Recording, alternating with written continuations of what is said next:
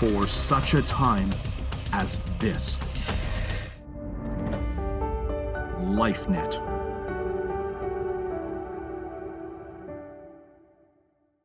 Today's teens have a lot on their minds.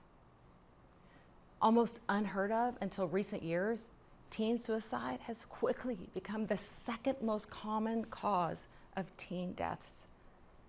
Anxiety and depression have become a two-headed monster, devouring our kids. The dragon must be slain with the sword of hope. Why did my dad have to leave? What's going to happen next? I'm scared all the time. So, my girlfriend's pregnant. I really want her to have the baby, but she wants to abort it. What can I do? My dad is going to be really mad if I don't get into university. And what if I get there and I can't do it? If I don't do weed, my friends are going to ditch me. But I don't want to do it. Everybody believes that girl who DMs me all the time. No wonder they all bully me and shut me out. What if she does what she says she's gonna do? My life is over. So girls don't like me. So what? There's always porn, but everything's just fake.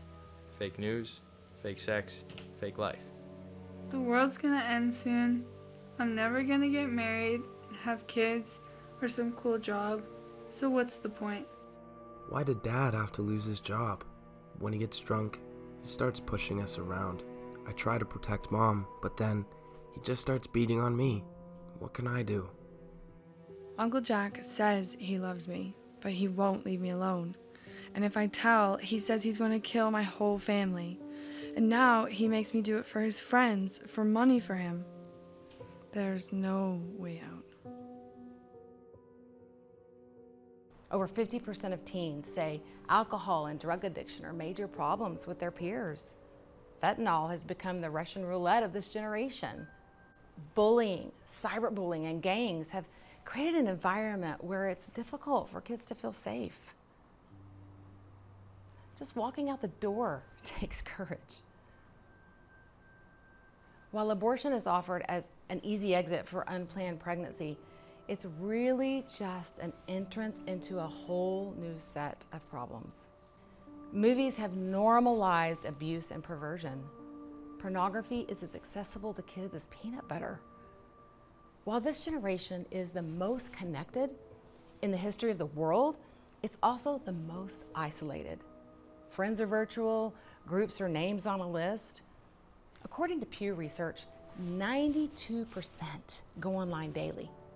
24% report being online almost constantly.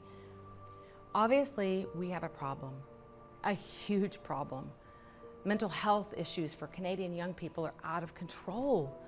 The highest use of hospital services is among youth aged 15 to 17.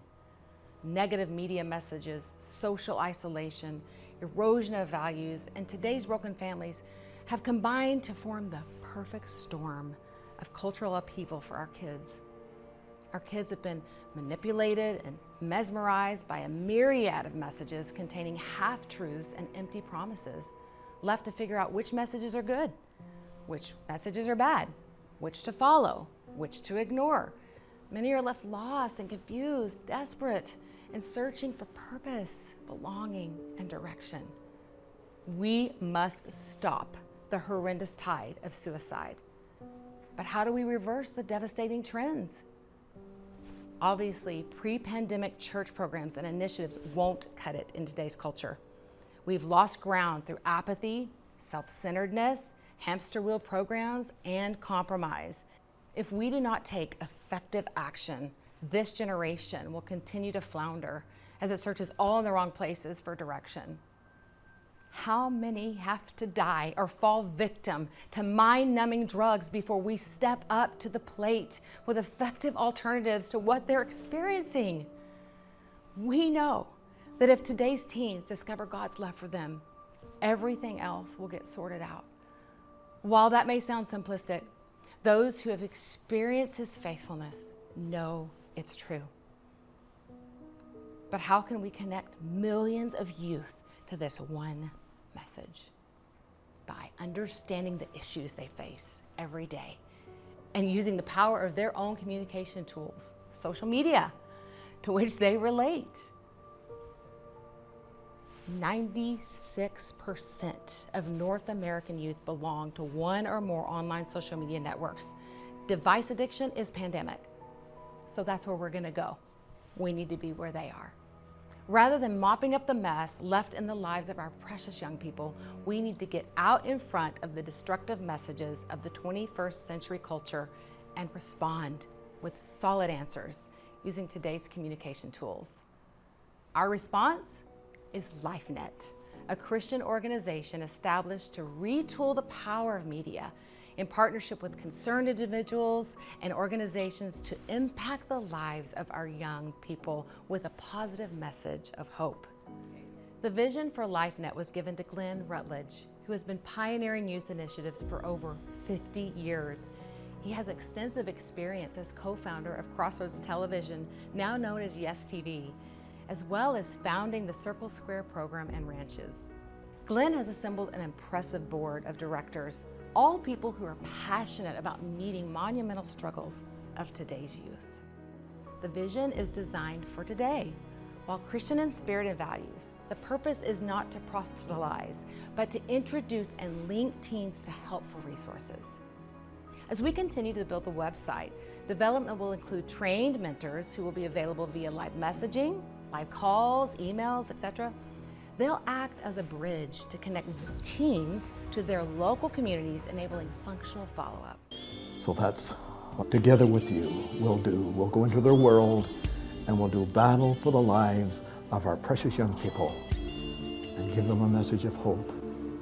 Lifenet Ministries' purpose is to safely and effectively plug teens into a loving environment where they will establish a strong foundation in order to move ahead with hope in their lives. Join us in providing a Lifenet for today's teens.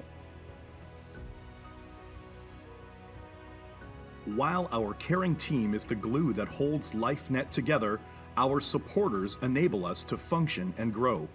There are so many ways you can become part of the Lifenet solution. Through our donate button, you can give a tax-deductible gift in honor of a loved one who has passed, or you can choose a one-time or monthly giving plan. Young people who engage with Lifenet need someone they can trust to help guide them through their struggles. Your support will help make it happen. Consider organizing a Lifenet Sharing Hope fundraising concert in your area, featuring your friends, family, school, or organization. Just click on the Lifenet Sharing Hope concert button on our website to find out how. Or how about sponsoring a teen for a life-transforming week at Circle Square Ranch or Teen Ranch in the Caledon Hills? Check out our resources on the website. The profits from our books and CDs all go to further the work of Lifenet. Join us for such a time as this.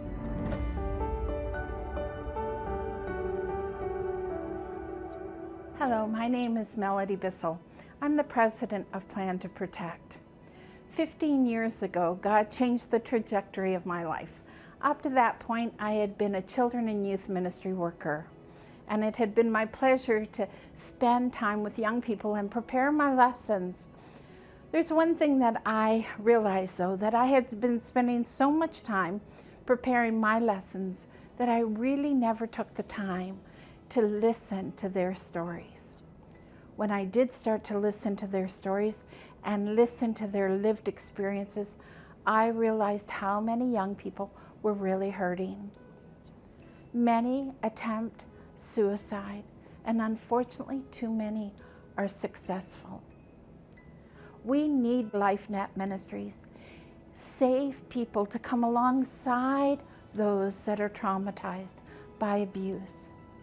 Safe people who will plant seeds of hope in their lives. We need individuals that will listen to their stories and walk alongside of them as they experience the pain that they do and help turn that pain into triumph. I'm so pleased to endorse Lifenet Ministries. We need organizations just like this. Thank you. Hello, my name is Jerry Ton. It's a privilege and honor to be here today.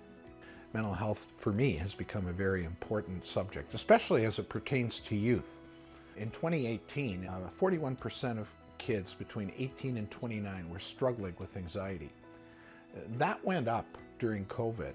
We all have normal fluctuations in life. We call that the green zone, where we have ups and downs. You know, we're driving on the highway and there's traffic issues and we have to take the kids somewhere. When situational anxiety happens to kids, it might be an exam that comes out of the blue, it might be a relationship problem.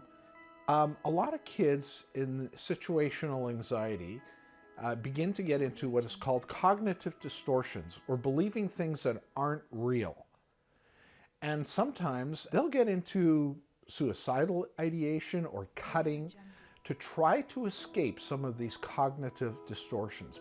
I really appreciate Lifenet because it's a community that can help youth get back into the green zone and can help them with these situational anxiety moments that, if not dealt with, can go out of control. What a great opportunity this is, this ministry. All the best. Thank you.